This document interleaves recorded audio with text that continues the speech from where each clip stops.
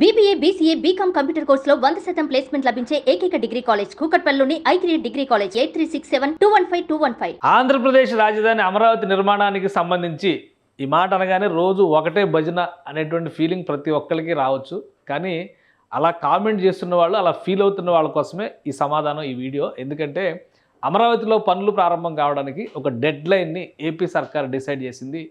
బహుశా మార్చి 15వ తేదీ నుంచి పనులు మొదలు కావడానికి, పెద్ద ఎత్తున పనులు మొదలు కావడానికి ఆస్కారం ఉంది. ఎందుకంటే దాదాపు 22,000 నుంచి 30,000 మంది కార్మికుల్ని, ఇంజనీర్లని, ప్రొఫెషనల్స్ని రెడీగా ఉండాలనేటువంటి ఆదేశాలు ఆంధ్రప్రదేశ్ ప్రభుత్వం ఇచ్చింది. అలానే ఏపీసీఆర్డీఏ, అమరావతి డెవలప్మెంట్ కార్పొరేషన్ దీనికి తగ్గట్టుగా ఏర్పాట్లు చేస్తూ ముందుకు వెళ్తుంది. ఇక అమరావతిలో గ్రాఫిక్స్ మాయాజాలం తప్పితే ఇక ఏది లేదనుకునే వాళ్ళకు కూడా ఒక సమాధానం. ఎందుకంటే ఇక్కడ ఏమేం పనులు ప్రారంభం కాబోతున్నాయనే దానికి సంబంధించి టెండర్ల ప్రక్రియని ఇప్పటికే కంప్లీట్ చేసింది. మొత్తం 62 రకాల పనులకు సంబంధించి ఏపీసీఆర్డీఏ, అమరావతి డెవలప్మెంట్ కార్పొరేషన్, మరోవైపు కొన్ని అంశాలకు సంబంధించి వివిధ ప్రభుత్వ శాఖల నుంచి టెండర్లు రిలీజ్ అయినాయి. 62 పనులకు సంబంధించినవి, ఇంకా 11 రకాల పనులకు సంబంధించినటువంటి టెండర్లు రావాల్సినటువంటి పరిస్థితి. ఈ టెండర్స్ క్లోజ్ అయ్యేటువంటి టెండర్స్ ఎప్పటికీ ఎటువంటి పనులు కంప్లీట్ చేయబోతున్నారు. ఆల్రెడీ దీనికి సంబంధించినటువంటి జాబితా ఒకటి వచ్చింది. ఇందులో 4 రకాల కేటగిరీల్లో ఉన్నటువంటి అంశాలు ఉన్నాయి. ఆ 4 రకాల కేటగిరీలు కాకుండా 5వది స్పెషల్గా ఐకానిక్ బిల్డింగ్స్కి సంబంధించి కూడా ఒక కేటగిరీని మనం చూడాల్సింది. ఈ బిల్డింగ్స్కి సంబంధించి చూస్తే కనుక ఇప్పుడు అండర్ కన్స్ట్రక్షన్లో ఉన్నటువంటి నిర్మాణాల జాబితా ఇది మొత్తం. అలానే రోడ్స్కు సంబంధించినటువంటి జాబితా ఇది. దీంతోపాటు ఫ్లడ్ వాటర్ మేనేజ్మెంట్కు సంబంధించి అమరావతి ప్రదేశంలో ప్రాంతంలో ఉన్నటువంటి వివిధ రకాల పాలవాగు దగ్గర నుంచి అనేక వాగులు, కృష్ణానదికి సంబంధించినటువంటి అంశాలు, ఇది ఏవైతే నీటి ప్రవాహానికి సంబంధించి నియంత్రణ అవసరమో వాటికి సంబంధించినటువంటి టెండర్లన్నీ వచ్చినాయి.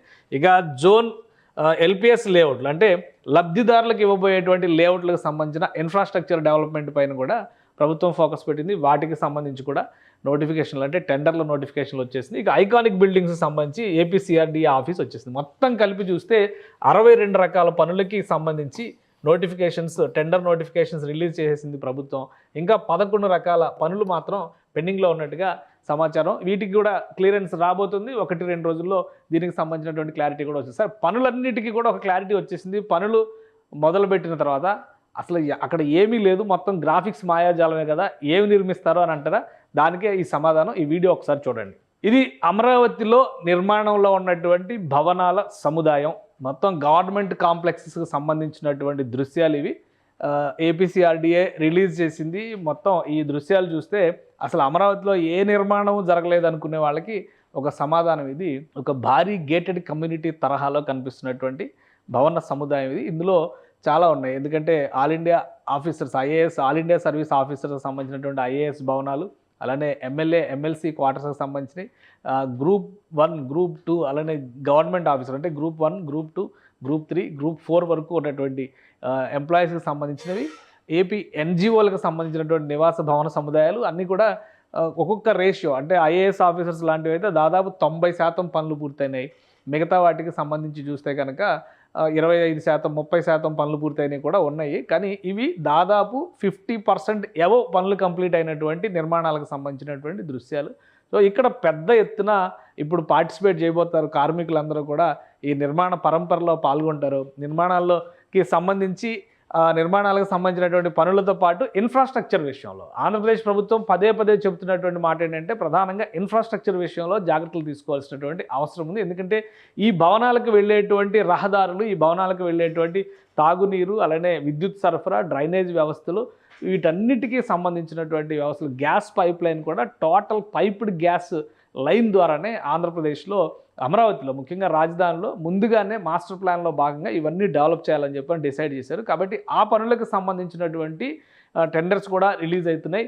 వాటితో పాటు ప్యారలల్గా మరొకసారి ఒక నిర్మాణం జరిగిన తర్వాత దాన్ని తవ్వేటువంటి పని, పగలగొట్టేటువంటి పని లేకుండా ఒక సమగ్ర ప్రణాళికతో ముందుకు వెళ్ళాలని చెప్పని రాష్ట్ర ప్రభుత్వం నిర్ణయించింది. ఆ క్రమంలోనే ఈ నిర్మాణాలన్నీ కూడా ముందుకు వెళ్ళబోతున్నాయి. ఇందులో చూస్తే మనకు ఒక డెడ్ లైన్ కనిపిస్తుంది. డెడ్ లైన్ పరంగా చూస్తే కనుక మార్చి 15వ తేదీన పనులు మొదలవడానికి ఎక్కువ శాతం అవకాశం ఉంది. ఎందుకంటే మార్చి 15వ తేదీ కల్లా ఈ టెండర్ల ప్రాసెస్ మొత్తం కూడా కంప్లీట్ కాబోతుంది. ఫస్ట్ వీకే కొన్ని టెండర్లకు సంబంధించి 2వ తేదీనే డెడ్ లైన్ పెట్టారు. టెండర్స్ క్లోజ్ అయిపోయేటువంటి అంటే దశల వారీగా వారం 10 రోజుల్లో 10వ తారీఖు కల్లా ఒక్కొక్కటిగా ఈ టెండర్స్ అన్నీ కూడా ఫైనల్ చేస్తూ వెళ్తారు. టెండర్స్ ఫైనల్ అయిన తర్వాత ఒక విధంగా కార్మికుల్ని జమ చేసుకోవడం అనేది ఒక ముఖ్యమైనటువంటి అంశం. ఎందుకంటే ఇంత పెద్ద ఎత్తున కన్స్ట్రక్షన్ జరిగేటప్పుడు సరైనటువంటి నైపుణ్యం కలిగినటువంటి స్కిల్డ్ లేబర్ అవసరం చాలా ఉంటుంది. కాబట్టి రాష్ట్ర ప్రభుత్వానికి సంబంధించినటువంటి మార్గదర్శకాలని దృష్టిలో పెట్టుకొని ఏపీసీఆర్డీఏ అలానే అమరావతి డెవలప్మెంట్ కార్పొరేషన్ కూడా ఆయా సంస్థలకి కేటాయించబోయేటువంటి పనులకి సంబంధించినటువంటి కార్మికుల నుంచి ప్రొఫెషనల్స్ వరకు అందరినీ కూడా సంసిద్ధంగా ఉండాలనేటువంటి ఆదేశాలు జారీ చేసినట్టుగా సమాచారం ఉంది. టెండర్స్ కంప్లీట్ అయిన వెంటనే పనులు ప్రారంభించడానికి ఆయా సంస్థలకి ఇన్స్ట్రక్షన్స్ ఇప్పటికే ఇచ్చేశారు. దాదాపుగా 22,000 నుంచి 30,000 మంది వరకు ప్రతిరోజు ఈ అమరావతి కోర్ క్యాపిటల్ ఏరియాలో పనిచేసేటువంటి అవకాశం ఉంటుంది.